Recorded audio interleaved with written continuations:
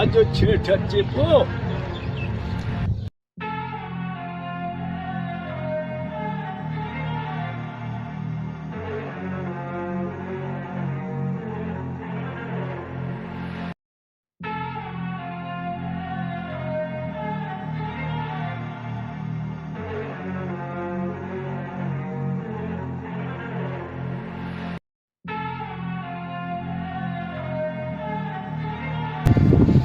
छेठ तरजत जाई हिकड़ी गाल कंदो जाई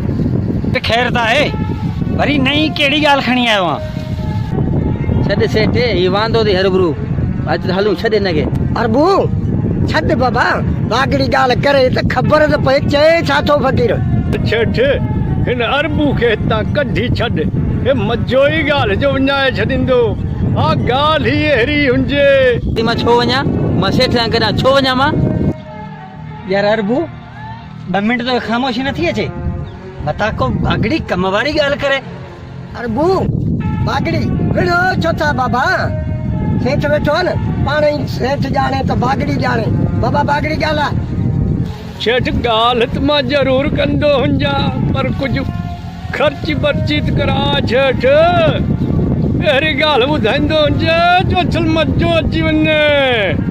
हाँ ये अरबू हवाली है इनके छड़ तू बागड़ी तू न मुड़ंदे मना तो के खर्ची दियां त पो तू गाल बुधाईनी न मुखे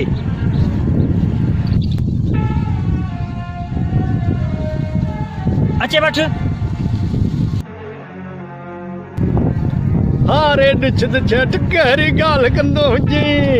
कम वारी गाल अहिड़ी ॿुधाईंदो हुजी हिन खे कहिड़ी अरबू खे ख़बर मारे नाने वारो छोट जो मां छात जी पुफी न आहे छठ ओ उन्हे जे न आहे न चाचे जे मामे जे पुट उन्ही जी वॾी गाल कई हुंजे छप्पा बागड़ी गाल के घुमान गाल कर केड़ी गाल आ अरबू गाल करण ॾिसे गाल त हाणे मज़ेदारी शुरू कई अथई यार मस गाल शुरू थो करे तूं वरी विच में टंग थो हणाई अची न पए मसलो छा आहे बागड़ी मस पहुचे दौर बू तूं वरी मथे में सूर विझी थो छॾीं चुप कयो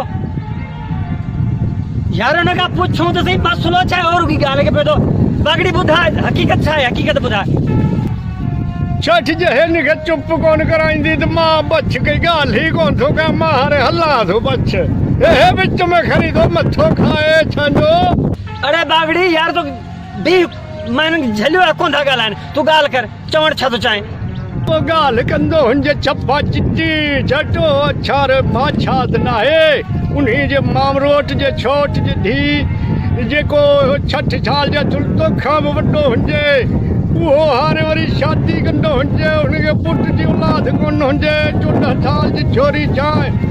हाणे तूं ॿार ॾिस त तव्हां जहिड़ा अञा शादी कोन कंदा हुन मां छात न आहे छेठ वारे मामे वारो पुट जो उन्हे जे छोट जी जेकी नानी हुंजे न